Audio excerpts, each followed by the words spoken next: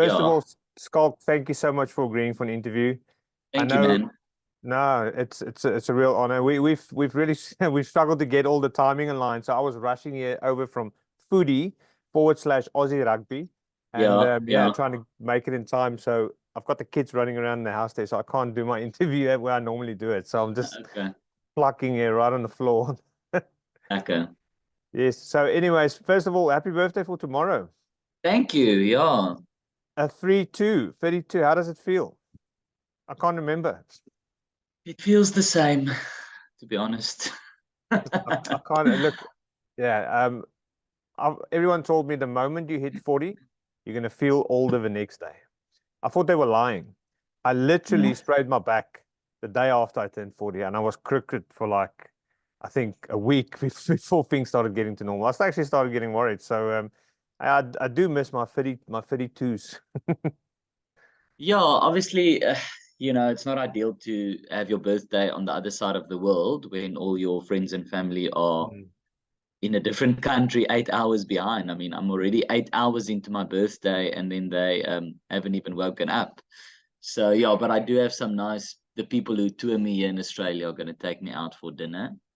So I won't be completely alone on my birthday. That's at least I nice. saw the video. Is it the guys that oh no, hold on. That's the people that actually brought you over. I know there's a couple of fans or something that said it's their birthday today and they want to do something for your birthday as well. Yeah, so that's tonight, and I'm Oh, right. fearing for my life. They're all from the East Rand, and yeah, I think they can weld if they feel the urge. So Yeah. I saw your bio, Kempton Park, humble beginnings. I saw that was yeah, very funny. It was really I actually I had quite a chuckle when I read it. And quite interesting. Straight A student.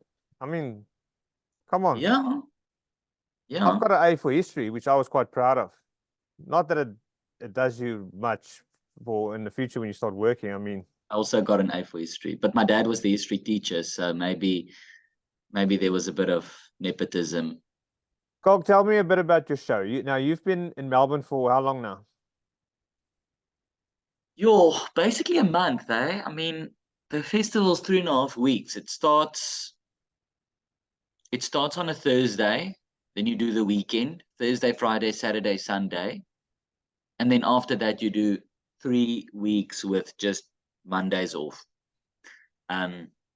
So And yeah, it's essentially a month. Yeah. you've been here last year as well. Andy, Yes, yeah, yeah. Andy, were you here the year before that? What was that? 2021, No, 2022? this is my second Second year. Australia tour.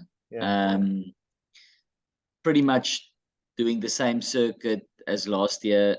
This year I did Hobart, which I didn't do last year. Mm.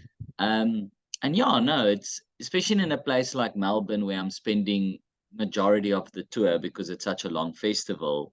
Yeah. Um, it's good to see progress, more Aussies in the show. Yeah. Um, because obviously, I obviously always want the expats, of course, and I wouldn't be able to come here without them. There wouldn't be any sort of market to begin with. But the whole point of touring internationally, whether it's Australia or the UK, is to build an international International audience. audience, and I make a huge effort to make the show international so that anyone from any country who comes to the show can laugh and understand just the way a South African would. Obviously, when I speak about South Africa, I do it in a way that is understandable to everyone. But yes, for South Africans, it might like hit home just that little bit more. Yeah. And I think also hearing just my accent is just like a slice of home for South Africans, so Absolutely. they connect to that. Um, but yeah, the I think, well, there are certain comedians from certain countries who are happy to be a comedian from that country, and to that country, if you know what I mean. So Yeah. they perform in their country, they have their market there, and they go find the expat audiences, and they talk about home and you know, it's just two different ways of doing it. I have an intense drive to, I feel like I want to really go beyond that. I want to go, there's a friend of mine back in South Africa that always says there's a difference between a South African comedian and a comedian from South Africa. So a South African comedian is a comedian who, obviously, if you were from any other country, Australia, UK, you would not get half the jokes, because a South African comedian would then talk about Julius Malema and EFF and load shedding and all those things, which is lekker. I do that back home, of course. Like, I also, you cater the show to where you are. And of course, when you're home, okay, well, there's going to be only South Africans in my show here in Cape Town. I don't have to worry about trying to make it international. The same way that here in Melbourne, I do jokes about Melbourne. When I was in Hobart, I spoke about the MoMA Museum and the guy who built the MoMA Museum. All those things. So, like, if you were in Hobart in my show and you did not live in Hobart, then yes, one or two of the jokes about Hobart would go over your head. But that is something that I learned from Trevor Noah. He's extremely good at he completely customizes every show to where he is. So to the audience, there will be some bits that is the same, but it's not a copy and paste. Other comedians, they write their show and then they tour with it. And in Cape Town, that show is the same as how they would do it in New York, and it's the same as how they would do it in London. It's an hour, they write the jokes, that is the jokes they go do. Of course, at the beginning of the show, they might say a quick sentence about how's it, Cape Town or London, and a quick observation about that place. But Trevor Noah will do, in an hour and a half show, maybe, I almost want to say, like, a third to half of the show just about where he is.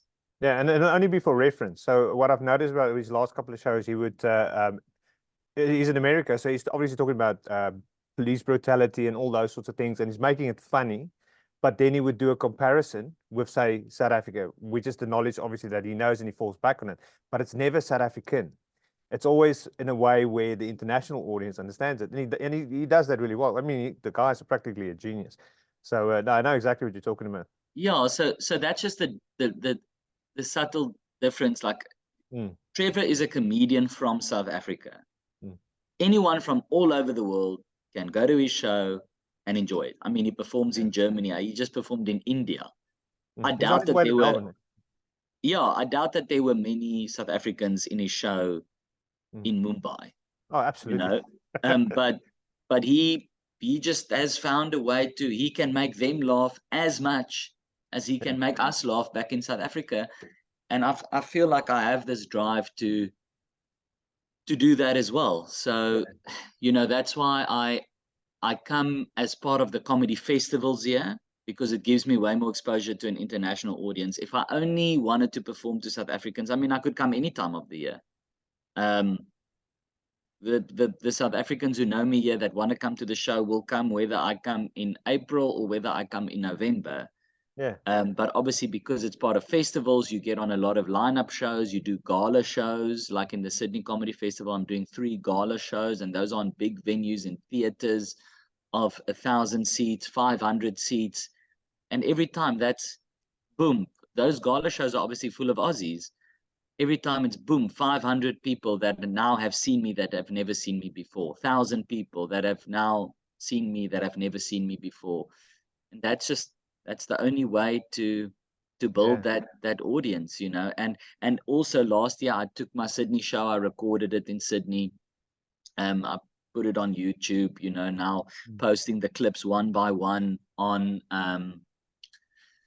Instagram, and it's very gratifying when Aussies come to the show, they speak to me afterwards. I can obviously hear this is an Australian, and obviously my first thought is normally oh, okay, do you guys have South African friends, or like how did you end up in the show?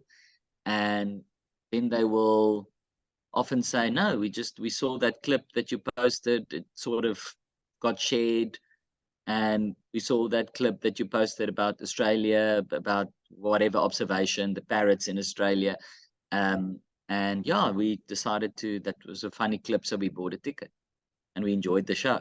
I'm very confused. I'm very confused. I didn't even know you were a comedian. I thought you were a professional Montvlakie player. Gosh, this Oh is the yes, first, yeah. No, that's just a hobby. that I must say, that was quite a surprise at the Spookville concert. Suddenly, so spoiler alert, I actually knew you were going to be there because I went to go pick them up from the airport. So we did an interview in the car while we were driving. Not quite a carpool karaoke, but it was the first one for me because the first time I interviewed them was like this. And I hear them mention, no, Schalk's going to be there. Now I thought you're going to actually just be in the crowd, be there with us, like supporting. Yeah. And suddenly you're on stage clapping the best Montvlakie verse that I have ever heard someone do. So where does that come from? Was that just part of your genius, your extinction level? No, it's definitely not genius. And I said to someone the other day, the Montvlakie, the harmonica is something that you can quite easily fake. Like you can kind of, I mean, I'm obviously really playing it, but it is something that you can kind of just improvise a bit, and to people who don't play it, it will sound quite good. But anyone who actually legit can play the Montvlakie will be able to tell you that I've actually no clue what I'm doing. But no, that's just started as a kind of a very spontaneous thing at a music festival that I emceed, that they were one of the acts. And I said to Donnie, you know, maybe at some point I can come up and, you know, jam with you guys. Because I mean, you know, I'm also at a point like it's nice to take those risks and just to do fun stuff like that. You know, I think the overseas comedians are really good at just collaborating. You know, they will, and you see it with the big names. You know, sometimes Kevin Hart will do a show. Dave Chappelle happens to be in the same city, and then, you know, suddenly, oh, welcome on my friend Dave Chappelle, and he's the opening act. And they also don't have always, the egos aren't always too big that they feel I'm too big to open for this person. It's not you're an opening act in the sense that you are lower, but it's just like, hey, it's a nice surprise for the audience. Why not? Let's do it. You know, I've tried to do stuff like that back home, but you know, I think sometimes back home people still have a bit of an ego. Like I've asked people in the past, do you want to open for me when I do this show? And they go, but I'm not like an opening act. I'm past that level. I'm like, I'm not asking you because you are a beginner. It's not that. It's more because how cool would it be for the audience if you announce here's an opening act, and they obviously expect it to be a very new up and coming person, and suddenly it's this famous guy. You know, that's very, I like fun, creative stuff like that. And yeah, like I said, the even here in Melbourne, you know, the Australian comedians, they're very cool at, hey, I've just thought of this silly thing in my show. Maybe you know, at the end you run on and you hit me in the face with a pie and run off, you know. And for the audience, it's like, fuck, but that guy that just ran on and off, he's like famous. What the hell? And it just shows that, look, guys, we are also friends off the stage. It's not just this formal thing of like, hey, I'll pay you this much. It's just like, let's just have fun together. So anyway, sorry, long story short, long story long. Then I said to Donnie, like, what do we have to lose? You know, like if it falls flat, whatever. It's like such a short moment. And then it was actually quite fun. And like I said, for the audience, it's a nice surprise for them because I come on that no one knows I can play harmonica. Suddenly I'm jamming with them.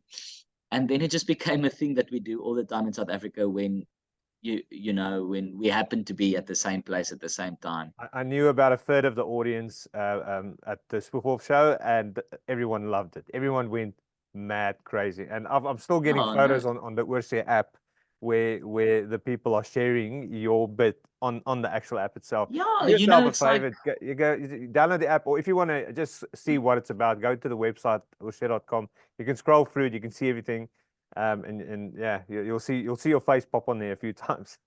yeah, no. So obviously, I saw them that they're going to be in Melbourne on the 19th of April, and I was like, shit, I'm going to be there.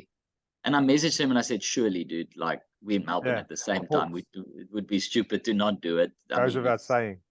and then also it's not just the let's surprise the audience with this fun little thing. It's also just, you know, we are both artists from South Africa in Melbourne at the same time. It's also just nice to hang out, you know. So I got there early. We were hanging backstage, drinking a few beers. And it was also just I love watching them perform. They really, Oh, really they magnificent. I mean, so my wife has been asking me to contact you for an interview for, oh gosh, since the channel almost started about just over a year ago. Obviously, for a new initiative like Oorsee, you don't just jump in straight and try and or request interviews with anyone. So we've been slowly but surely building up. And the interviews that I really enjoy is speaking to South Africans that actually lives abroad. The normal guy, you know, the guy that's actually been struggling to get a visa, getting a job, because those are that's the information that is that's important to those that's still looking at maybe moving or working overseas. But then there's these fun interactions with comedians, musicians, that just gives people that extra bit of love into the app and into the channel. So I have to say, I really appreciate you setting aside this time. I know you're busy. Are you actually doing another show tonight? Your last one? Or was that yesterday? Yeah, no, I'm doing my last one tonight. Yeah.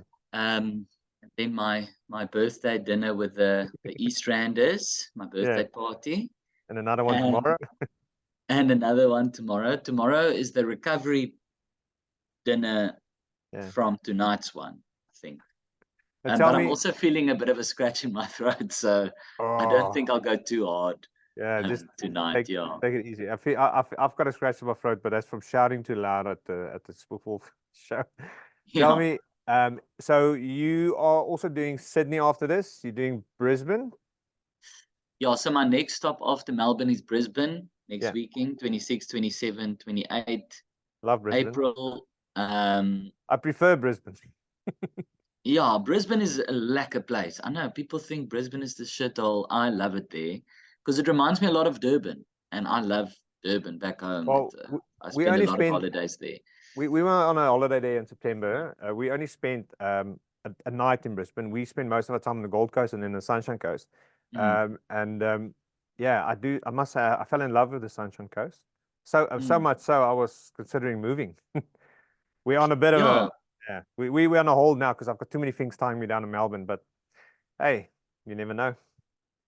Well, Kevin Fraser, he lives in that area, Gold Coast, He sort lives of in the Gold Coast, there. yeah. And I know Kevin. We chat regularly.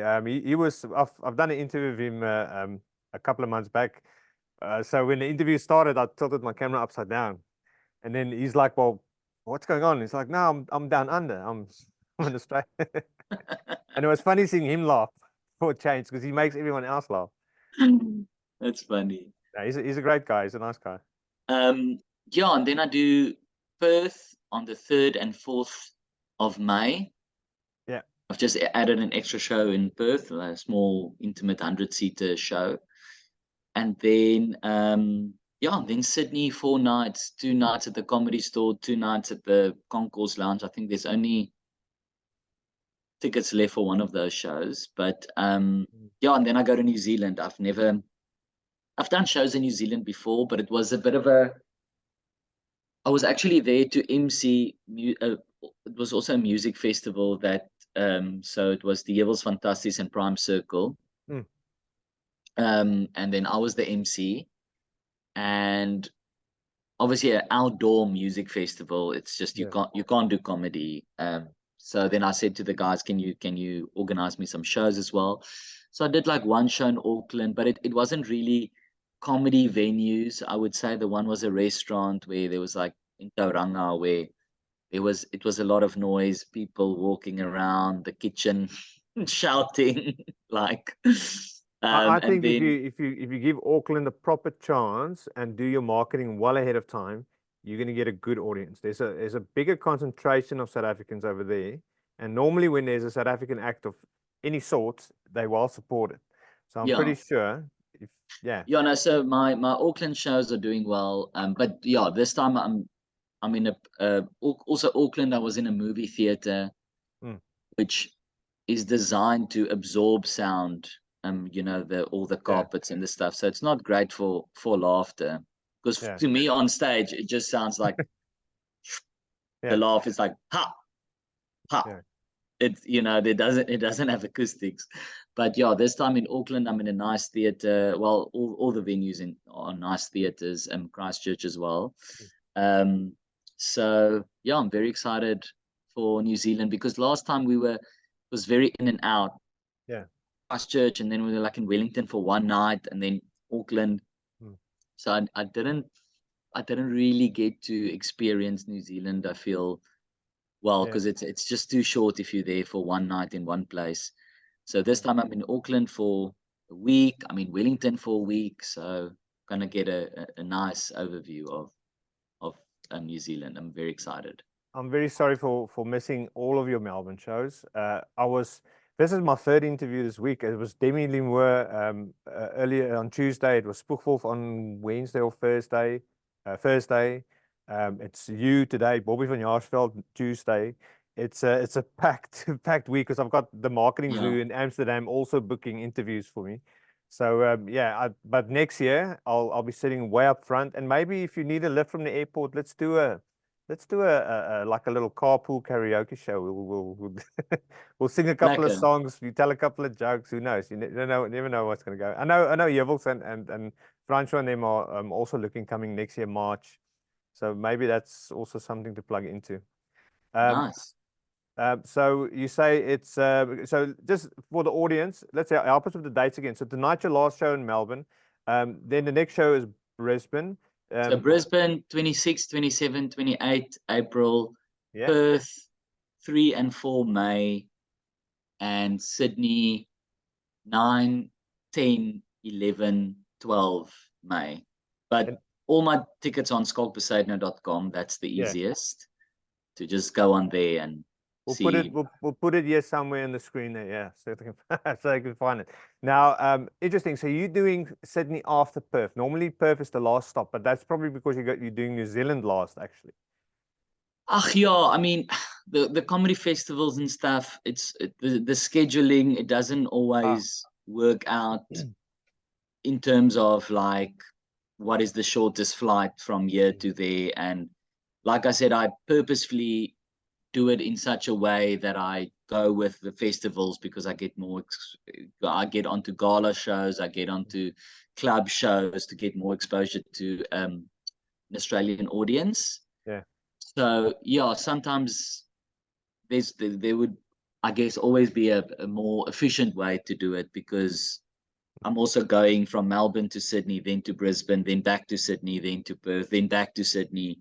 But it's because those little gaps in between, it's more valuable for me. I could go straight from Melbourne to Brisbane, I guess, but it's more valuable for me those, what is it, 4 nights that I don't have a one-man show to actually go do other gigs yeah. and get some exposure that way. And also when I'm on tour, man, I'm here to perform. I Oh, don't really have a desire to sit in the hotel yeah. on a night, you know. I just, if I can be on stage every night, that's the first prize for me. And that's just the courage to do that is a skill in its own. I can do this, and I sometimes I'll be the speaker at some event at a potjie or somewhere, but that's as far as it gets. But you're well received, you're well loved, and I keep getting your videos. We love seeing you on Instagram. We loved you in the hotel. Was that the show? The hotel? Yeah, yeah. That was so funny. That was so good. Thank you, And Steven. when we still had Showmax in Australia until I don't know what they did, but no. Wat kan 'n ou nou doen? Yeah. Yeah, I asked someone the other day, why did they stop Showmax overseas? I don't know if it costs more to have the server fucking, I don't know how it works, but It's a lot. I think, yeah, it's all got to do with the licensing. I think from the beginning, because Showmax was dirt cheap. It was, I looked at my Netflix and Stan and everything else I've got overseas. I'm like, Showmax is not charging enough. They're not. If yeah. they've charged like $15 or even $18 a subscription, I would have still paid it. John, unfortunately, shows like Hotel are not on those popcorn time, whatever illegal things. It's kind of, Torrents. you'll have to try and get a DVD. I'll let my skoonma is in Mossel Bay. I'll let her record it for me and upload it to OneDrive. Yeah, exactly. Yeah.